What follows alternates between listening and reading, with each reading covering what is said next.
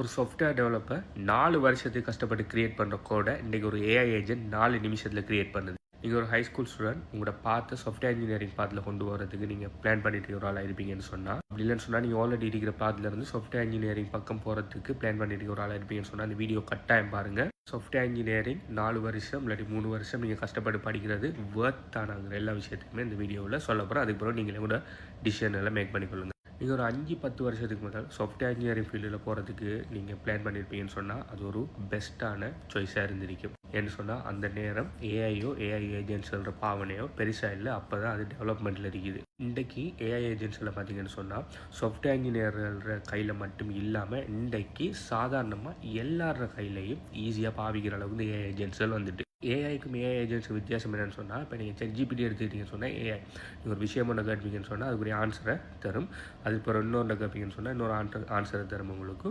அது போய் ஒரு விஷயத்தை இம்ப்ளிமெண்ட் பண்ணாது. ஆனால் ஏஐ ஏஜென்ட்ஸில் என்னென்னு சொன்னால் ஒரு விஷயத்தை திங்க் பண்ணி அனலைஸ் பண்ணி க்ரியேட் பண்ணி இம்ப்ளிமெண்ட் பண்ணுற அளவுக்கு இது சக்தி வாய்ந்ததாக ஏஐ ஏஜென்ட்ஸ். இப்போ உதாரணத்துக்கு நீங்கள் ஒரு டிரெக்டரி ஒன்றை சர்ச் பண்ணி ஏஐ ஏஜென்ட்ஸில் வச்சு சர்ச் பண்ணி அதில் பெஸ்ட்டான விஷயத்தை எடுத்து அவங்களுக்கு கால் பண்ணி ஒரு விஷயத்தை கதைக்கிற அளவுக்கு ஏஐ ஏஜென்ட்ஸ்கள் இன்றைக்கி அவைலபிளாக இருக்குது மார்க்கெட்டில். அதுவும் இல்லாமல் இந்த ஏஐ ஏஜென்ட்ஸில் க்ரியேட் பண்ணுறதுக்கு நீங்கள் ஜஸ்ட் ப்ராம்ப்ட்ஸுகளை வச்சே நீங்கள் க்ரியேட் பண்ணுற அளவுக்கு ஏஐ ஏஜென்ட்ஸ் சாஃப்ட்வேர்கள் வந்துட்டு. அதாவது நீங்கள் உங்களை நேச்சுரல் லாங்குவேஜில் நீங்கள் கோடிங் எழுத நேச்சுரல் லாங்குவேஜில் இந்த விஷயத்தை செய்யணும்னு சொன்னால் அதை அப்படியே அதே கோடாக க்ரியேட் பண்ணி போய் செய்கிற அளவுக்கு ஏஐ ஏஜென்ட்ஸ்கள் வந்துருக்கு. ரீசெண்டாக ஒரு சாஃப்ட்வேர் ஒன்று பார்த்தேன், நான் லவ்வபிள் 2.0 சொல்லி. அந்த சாஃப்ட்வேரில் நீங்கள் ஜஸ்ட் ஒரு ஆப் ஒன்று அப்படி இல்லாட்டி ஒரு வெப்சைட் ஒன்று உங்களோட நார்மல் இங்கிலீஷில் நீங்கள் டிஸ்கிரைப் பண்ணினாலே அந்த வெப்பையோ அந்த ஆப்பையோ அது என்ன பண்ணுதுன்னு சொன்னால் அதே கோடிங் எழுதி அதே பேக் அண்ட் ஃப்ரண்ட் அண்ட் எல்லாத்தையுமே வச்சு க்ரியேட் பண்ணுது. அதில் வச்சே நீங்கள்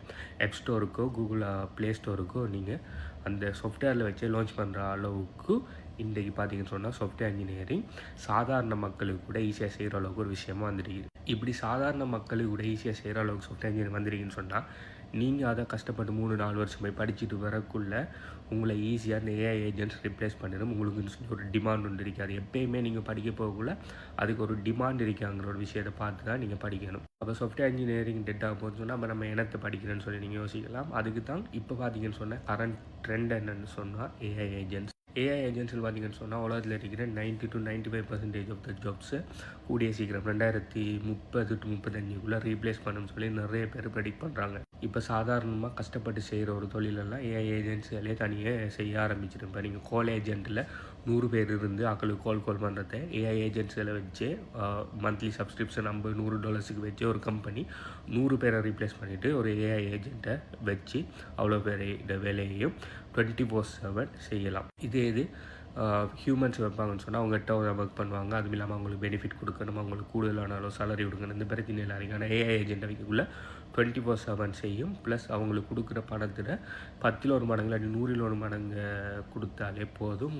எல்லா விஷயத்தையுமே 24/7 எந்த விதமான கலைப்பும் இல்லாமல் செஞ்சு முடிக்கும். ஒரு காலகட்டத்தில் பார்த்தீங்கன்னு சொன்னால் இந்த சாஃப்ட்வேர் இன்ஜினியர் சாஃப்ட்வேர் டெவலப்பர்ஸ் பார்த்தீங்கன்னு சொன்னால் 6 ஃபிகர் சேலரி ஈஸியாக ஏர்ன் பண்ணக்கூடிய ஒரு ஃபீல்டாக இருந்தது. இன்றைக்கி பார்த்தீங்கன்னு சொன்னால் சாஃப்ட்வேர் டெவலப்மெண்ட் ஜஸ்ட் கோடிங்கே நீங்கள் எழுதலாம். கோடிங்கிற விஷயமே நீங்கள் படிக்காமல் ஜஸ்ட் ப்ராம்ப்ட்டுகள் மட்டுமே நீங்கள் கொடுக்குறது மூலம் உங்களுக்கு தேவையான ஆப்ஸ்களையோ வெப்சைட்டுகளையோ பேக் அண்ட் ஃப்ரண்ட் அண்ட் சொல்லி எல்லா விஷயத்தையுமே நீங்கள் க்ரியேட் பண்ணி கொள்ளலாம். இன்னும் ஒரு 5-10 வருஷத்தில் ஏஐ ஏஜென்ட்ஸுகளால் அப்படி ஏஐயால் நிறைய ஜாப்புகள் ரிஸ்கில் இருக்குது. எல்லா ஜாப்புமே ரிஸ்கில் இருக்குது நிறைய பேர் சொல்லுவாங்க. ஆனால் எல்லா ஜாப்ஸுமே இன்னொரு 5-10 வருஷத்தில் ரிஸ்கில் இல்லை. ஒரு ஜாப்பை தவிர முக்கியமாக நிறைய ஜாப்ஸில் ரிஸ்க் இல்லாமல் இருக்கலாம். ஆனால் எனக்கு தெரிஞ்சு எந்த ஜாப்பெல்லாம் ரிஸ்கில் இருக்கும்னு சொன்னால், யாரோட ஜாப்பெல்லாம் ரிஸ்கில் இருக்கும்னு சொன்னால் ஏஐயை வச்சோ அப்படி இல்லாட்டியோ உங்களோட ஃபீல்டில் ஏஐ ஏஜென்ட்ஸில் பாவிக்க தெரியாத ஒரு ஆள்ற ஜாப்பை ஏஐ ஏஜென்ட்ஸில் இம்ப்ளிமெண்ட் பண்ண தெரிஞ்ச ஒரு ஆளால் ரீப்ளேஸ் பண்ணப்படுவீங்க. உதாரணத்துக்கு உங்களுக்கு ஏஐ ஏஜென்ட்ஸ் ஏஐ சம்மந்தமான விஷயங்கள் தெரியாட்டி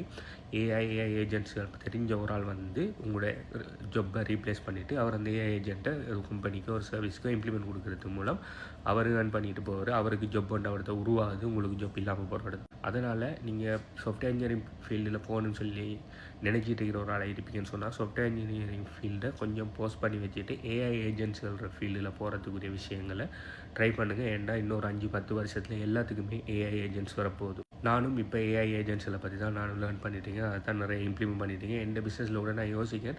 நான் ஆல்ரெடி கிட்டத்தட்ட ஒரு 10 டீம் மெம்பர் வச்சு செஞ்ச வேலையை இப்போ ஏஐ ஏஜென்ட்ஸில் வச்சு ஜஸ்ட் நான் ப்ளஸ் 2-3 ஏஐ ஏஜென்ட்ஸை வச்சு கம்ப்ளீட்டாக இந்த பிஸ்னஸை ஆட்டோ பைலட்டில் ரன் பண்ணுற அளவுக்கு தான் ஏஐ ஏஜென்ட்ஸ்கள் இருக்குது மார்க்கெட்டில். யோசிச்சு பாருங்கள், இது என்ன சின்ன கம்பெனி ஹெச்பியூ கன்சல்டன்சி. எங்கள் சின்ன கம்பெனியில் இருக்கிற ஒரு 10 பேர் வேலை ரிஸ்க்குங்குள்ளே பெரிய பெரிய கம்பெனிஸ் எல்லாம், பெரிய பெரிய பட்ஜெட்டோட இருக்கிற கம்பெனிஸ் எல்லாம் ஏஐ ஏஜென்ட்ஸ் எல்லாம் இம்ப்ளிமெண்ட் பண்ணினாங்கன்னு சொன்னால் 100,000 லட்சக்கணக்கான மக்களோட வேலை வாய்ப்புக்கு ரிஸ்க் இருக்குது.